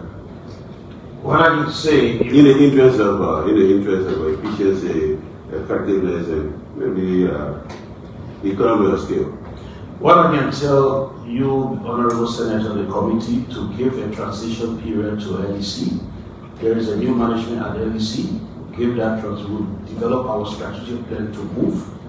You can say, okay, we will give you the transition period. When things don't improve, we will go back. What we are saying, if you unbundle now and give it to private sector, the tariff will be too high. And when you are afraid of what will happen at the end of the day. So why can't you give us the time? You say you have a transition 1 or 2 years to see whether things will not improve. When we took over, we said that we're going to go to zero load shedding at the end of the 90 days period. We fought as much as possible to move there to almost zero load shedding. So what we are saying as we move on, 2027 we're going to have break-even, cost recovery. We don't need to go to government for money. Once we have all those investments coming on board, collaborating with you and everybody, to just give us that chance. Yeah, so tariff is one thing. Efficiency is also another. Are you satisfied with the level of efficiency at the LEC at the moment? I will never get satisfied until we can be operationally efficient, where every citizen, business in Liberia has got access to reliable, affordable, and sustainable electricity. So what do you want? What are your plans in that regard? This is why we've developed a strategic plan, and we'll take it to the board next week, to have a proof. As part of that plan, we get 4 pillars. The first pillar, we want to become financially viable. The second pillar is operationally efficient. The third pillar is customer centricity. It means you put customer at the center. And the last pillar is governance and institutional effectiveness. Working with you to look at the governance goal, Senator Francis was talking about the law itself. Those are the 4 pillars. And within those 4 pillars, we've got clear, measurable objectives, targets that we need to move on to apply By the time we move, we will reach to where we decided to reach. So when you feature the what's about renewable energy? They are all part of the RPPs. Yeah. What do you intend to do? Whenever renewable they are bringing, they always think about how they will get their money back. Yeah, they will talk about how they will get their money back. Somebody bringing 100 megawatts. I'm bringing 200 million to spend. How am I going to get it? Yeah. So we have a framework that we are currently working through, working with NIC, Ministry of Lands, Mines, the whole stakeholders to determine the very RPP. The vice president is the chair of the whole RPP committee that was set up. By the time we determine, we go, we see that the RPP we want to deal with, we move on. And solar, renewable energy, they are part of that process. So how is rural electricity factor into that? Yeah, they are all. Yeah. Do you have a timeline? Yeah. No, for the rural area, we are installing about 3,000 to 4,000 street lights now. In the south, we started first from the southeast. Yeah. When we Sorry, look don't. at it, Chairman, he said yes, he said yes.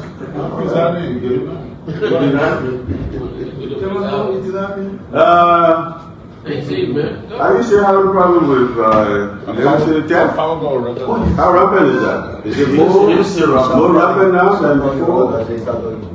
It is as we will assume that way, because as the demand increases, the capacity increases, people still try to steal and it continue to do power Strategies to deal with that? Yeah, we have loss reduction strategy, and part of that process we're doing mass metering. We started that process since last week. What we do, we go into a given community, we do mass meter installation. When you are not connected, we connect you, we regularize you, call it normalization of connections and meters. We identify those that are not connected, we go ahead, connect you, put you on the grid.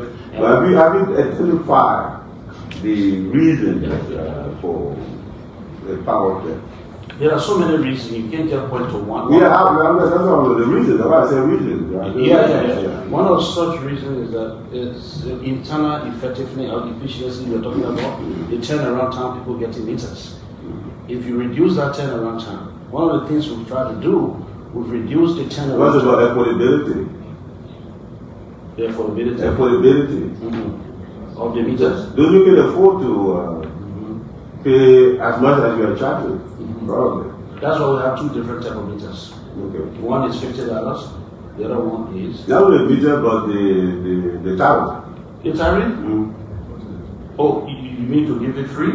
No, not free, but maybe at the cost you give it in, maybe too much. And this is why you asked your first question. Right. I told you, part of what we are doing when we talk about volume, sometimes volume is fast nickel is better than slow down, right? If we give it more volume, we try to do the mechanics around that to see how best we can reduce it.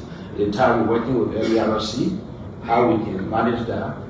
Bearing in mind that there is a cost reflected tariff where there is a gap you are creating if you don't put all the factors. So you do cost sharing in terms of some people pay more, some people pay less to cover for those who probably pay less or not paying? Yeah. Is that considered as well? Yeah, that's what we call cross-subsidization. Okay. You cross-subsidize from big user like a solar meter with margin, you use that to pay for the gap created under the social tariff. Good. Okay, my final question. Self-evaluation. How will you rate your 6 months at the LEC, administratively, operationally, and in terms of human resources? Maybe 3 months have been LEC? 6 months? How long have you been there? 3 months? Okay, 3 months, sorry, 3 months. Just do a self-evaluation. The evaluation, is it in the letter alphabetical or? No, any way you want to do it. Just a self-evaluation. Evaluate yourself. How well have you been doing? I'll give myself I mean, in terms of the operation of LEC, in terms of, no, that I got about great. I mean, I've done this in terms of in the plan of operation. I mean, you know what I've done. I mean, the kind of institution you can't go. I know you know what I'm doing. You're right. What I have done when I took over, thank you. I decided to have an open mind, work with everybody. I have an open mind, told people who I am. Once you can deliver results, because my singular focus was to off the fire, because there was a fire on the house, which means there are 12 hours no shedding, 12-hour light here, 4-hour no light on the other side. So to reduce that, and I needed to work with everybody in the LEC, from the bowl all the way down. When we visited Mount Coffee, the site, different places, work with everybody.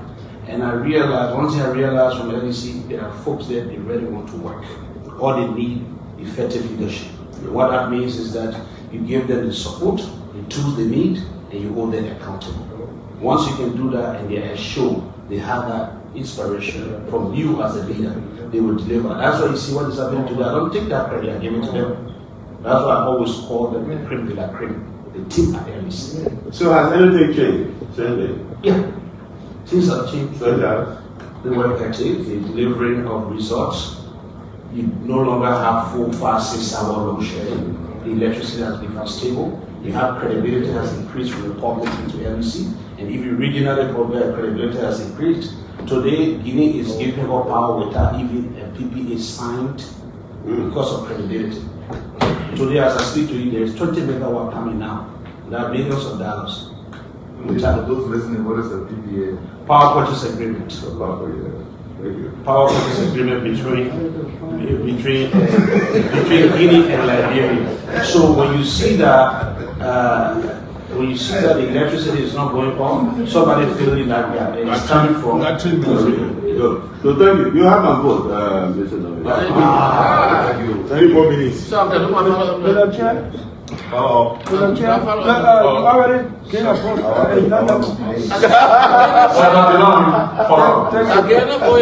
Thank you. Mr. Nominee,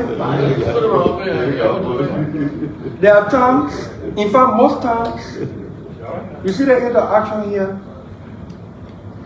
somebody out there is getting maybe angry. And they say, oh, the job yet too much. They even know their job. That's the environment we found ourselves. When I became senator, I shook this place. We're voting on a record today. It was not an easy thing. We don't close door any longer here. Unless a committee meeting in our offices or in the conference room. When an environment is used to certain conduct and certain behavior, a shock in the system can be uncomfortable for people. I know what I'm saying here, went through that. Today, all these cameras here in the chamber, is for the people out there to know what we're doing and no secret business. That is why sometimes when I go out and people say, what are you doing in the chamber? I don't answer them any longer because the media is already here. Okay?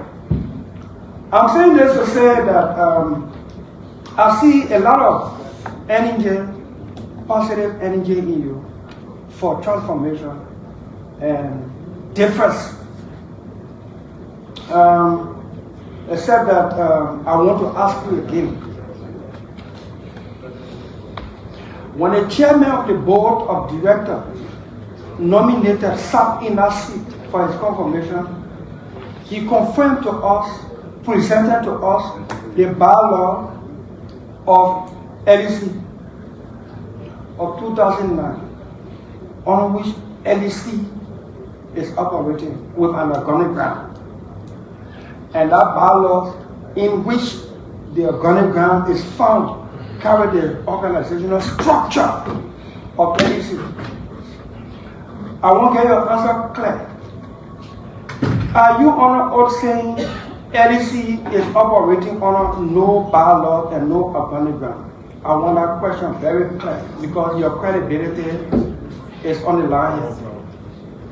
Thank you, Senator Dillon. I can tell you, I know the one you're talking about, it was during Joe Meyer time. It is not signed, but we received through our assessment, no resolution approving it. I know the bylaw you're talking about.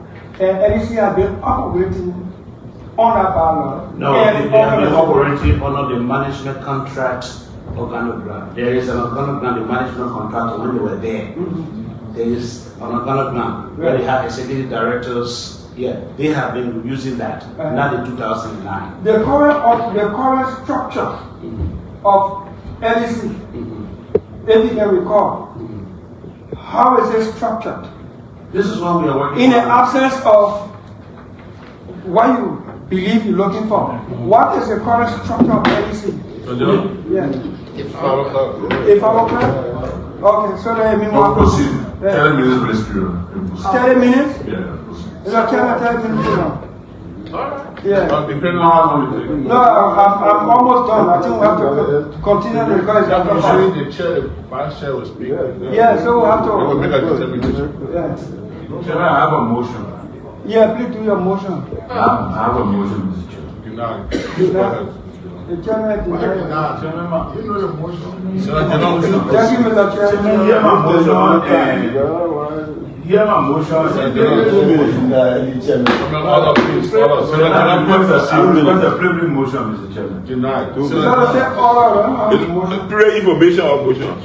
I feel all I want to get you and I agree. Do I want any, I will anything. Yeah, we have to shut it. Yeah. After Osama, You have the board of directors. You have the board of directors. You have the managing director. yes, you You have the deputy managing director for administration. You have the deputy managing director for technical services. You have financial controller. No, we have CFO. Where? You have human resource and development department. We have HR department. Come again? We have HR. This represents HR. HR division, not department. Okay. You have procurement department. We have procurement division. It's department. Semantic. It's different. Okay. All right. You have general services division. Yes, they are on administration. You have warehousing. On administration. You have public relations. You have legal services. You have generation department or division. Correct? You have transmission and distribution division. So department is ineffectual. The 3 deputies you have, the head department, they are heading departments. I got that. So okay, so all the other areas are divisions and not departments. Division, section, and unit. Very good. You have the new services division. The what? New services You division. mean news? New, maybe it's news, but in the bylaw that we have here, you have commercial technical division. You have corporate planning division. It's not functional. Corporate planning department or development division. You have energy monitoring division. You have accounts division. Which one are you reading? The 2009. This is what I'll tell you, Senator Dillon. The 2009 is not signed. It wasn't approved. What they are using now is the one that the ESBI, when they were here, they have organogram. And it was signed. That organogram, they were using it. It was signed. So they signed it. They both signed it. Not the board. The organogram, the ESBI, because it was a management contract. Who had the authority to do that? Yeah, so, let me finish that, please. Yeah, go ahead. Okay. They had the organogram they were using, which the board did not sign through resolution. So when they left, the previous administration came, they started using that same thing. Okay. Until the president appointed the interim management team. When we got on board now, it was our job to do a comprehensive assessment. Right. When we did our assessment, it was when we realized that you don't have a functioning organogram, even the bylaw 2009, it was inside, no resolution that actually approved this particular bylaw that we saw. We asked all the questions all around, we checked we did not find. So on the basis of that, we said, okay, we need to have one organogram to submit. And one is in progress. No, to develop one organogram based on best practices, based on what we have now, the three deputy administration, technical services, and operation. So on the basis of that, we developed, working through the retreat, we've developed a new organogram that has been submitted to the board. The board reviewed this new organogram because it cannot move. I said one is in progress. Come again? That's what I'm asking. So one is in progress. Yes. Okay. Mr. Chair. Thank you, sir. You done? Yes. Vice Chair. Motion to adjourn. It's after 5. Denied. Vice Chair. Denied. So let me take this time to say thank you to the nominee. For me, I was in the one question I've been pushing forward today is about the second of the entity. Knowing fully well where you come from, knowing the society you imparted, one would think that it would be better that that cordial relationship between you and the whole flow. Let me piggyback a little. When I was appointed on as vice chair, with the chair, there was a situation LR and NC when the both parties couldn't collaborate, and it became an issue where there was some differences on tariff agreement, and it went like wildfire. They pushed it back at one another, and that came back to the Liberia people. When you see government officials that have been appointed to positions having issues, the little man way down the line suffers from whatever that happened. That's where I come from. That was the reason why you see me striking a point strictly to you, like, I know fully well there's an issue. You have caught the first fire by having stable electricity. Nobody want to go off stable electricity. No senator want to tell you that you don't work with it. That's not true. But what we are saying, to have that stable flow of the electricity, you have to have a one house where your board chair is on board, the board is on board, you are on board, you are collaborating, and you are moving forward. And we'll be so happy about it. So thank you for this diversion. We'll get back to you in due time. Thank you. Thank you, Mr. Boucher. Can I have a motion? Mr. Nominee? Yes, sir. The Liberian Senate, the Senate is different. So I served in the House of Representatives for 15 years, and before coming to the Senate, I have a lot of respect for the House, but the Senate is kind of different. There are two things, unique things about the Senate that bring us closer. One, when I came here, most mornings we get a text from the pro tem, our chair at the time. He will call for consultative meeting. So we meet in his office and discuss national issues. Because before becoming a senator, after you present your credentials, you have to take oath. So that oath gave us the privilege to some national information or security or sensitive information that may not be available to the public. So we have consultative meetings on a regular basis, most times before we come to session. Even in the meeting, as formal as it may sound, we're very informal.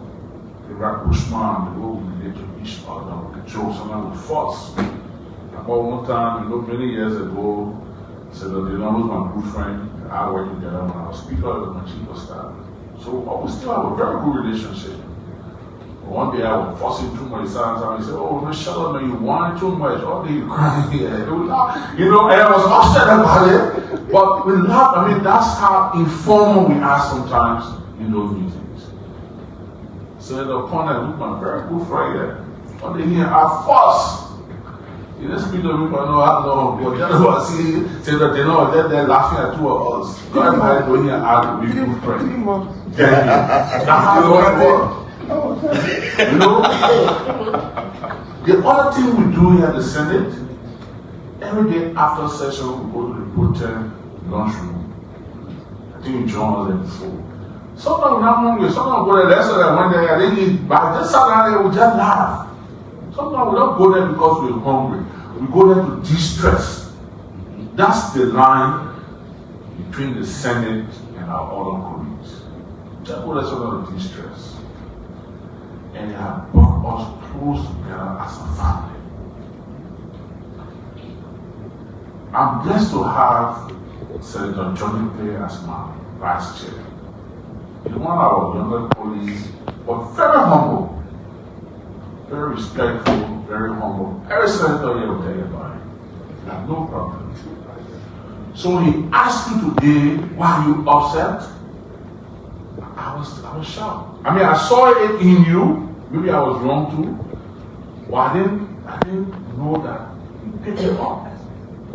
You flagged it. Why am I saying this? The Senate is referred to as the House of Elders. Every one of them may not be in our 60s or 70s. But a man is as old as he thinks. And that's the role we play in the Senate. I want to admonish you. Like Senator Dillon just said, nobody in this country today will question your qualification for the job. I don't think so. Maybe people know something I don't know, but as far as I'm concerned, no question your qualification. What we question is your suitability for the job. And as the chairman of this committee, I want you to take that into consideration.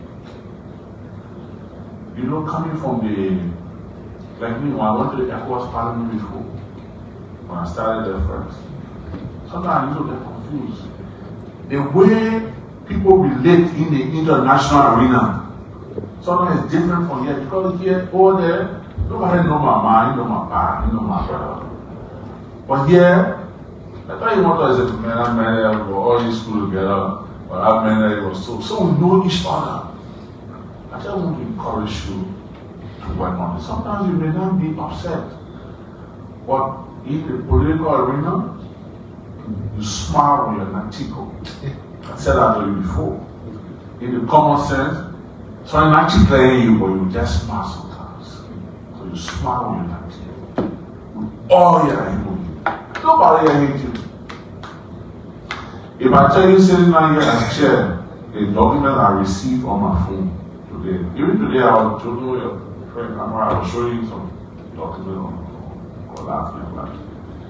But if we listen to all these things, we're not working. So as chair of the committee, I just want to encourage you, relax a little bit. Nobody here wants anything for you. Somebody sent me a message and say, oh, they say, everyone confer in MD, why I want something from you. Nobody will, has everybody in the committee asked you for anything with somebody? We don't want anything from you. We just want to make sure. Yeah, I want my quarter back today.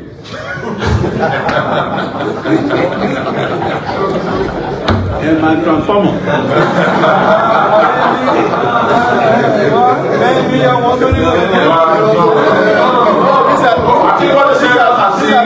It's service. It's now your job. So, Otari is not saying you want free current, but you pay for it, so you want you to deliver the service. Chair, this is a community, people expect that, you know. So, I think when I say something, nobody asking you for money or gift. Where everybody pay, nobody. I'm just saying this to you as chair of the community. We have to work. And as a person, the first time I dealt with you, something took to me. I like you. I think you mean well for the sector. I think you do well. Right. You just have to understand, as professional as you may be or as you are also wearing a political cap. And you have to face that. I encourage you to work on a relationship with your board. You may single or the chairman, you know, but but he's an arrowhead. Work with that. Work with the committee. I don't have any problems. But I'm aware that there are some senators here that may have the wrong impression of. And also I want you to work on that. I want you to do your best. We have no problem with you. We become as tough. Because we have to do our job. This is a responsibility given us by the Constitution. We're not taking it on our own. Here's where the House of Representatives and the Senate, that's the line we have. We can confront, we can confront. So it's a responsibility I will take seriously. So I just want to encourage you so much, my director destiny, to relax yourself. Go to the community, reach out if there are issues. My vice chair said it, said the young man said it. Tomorrow you have a problem with the board, you may not want to run to the president. The committee will call you and try to interview. We did it here before. Your predecessor, we did it here. There was a time when LEC and LERC were having a problem here. We called him, yes, and the chair, right in this space, and we solve that problem. We can still do it. We want people like you who have job on a business, who have tested the international job market and are proving yourself well. It's our responsibility as a nation to encourage the qualified Liberians to come back home. The first year we have today, closing with local, I mentioned, I will say it again. Yesterday, Senator Troy and the Human Caucus, they were talking about the frustration we face with Mita Steve. Mita Steve, Aston Mita brought their charter yesterday, and when I went yesterday, I was looking at it. One of the 12 top positions they show is the executive, is the EA to the CEO. That is occupied by foreigner. They say the first thing, at least one of the first things you go to Liberia. No Liberian denied. So when people like you come home, we are holding on the chicken egg because we want to attract other qualified Liberians to come home and develop the country. When you can't come home with racks on your no, then boss is racking chief. Calm down, smile with that, become with people, ask questions. Anything for Senator John, ask you today and say, why are you upset? I will ask any senator that you want the most humble person in the Senate. All joke with him, laugh with him, everything. So I will close this. Unfortunately, you will remain on oath. Yes. The committee will continue and conclude your hearing in committee room. There are some information, some clarifications that we need, including your balance sheet. To go up, what's the balance sheet, what's the current balance sheet. We want a schedule of loans, whatever loan you have, we want a schedule of it. Once you bring that today, the committee will meet over the weekend or meet early next week and we'll conclude this process. Okay? So I want to wish you well, and we are all your friends. We know how, let's work together.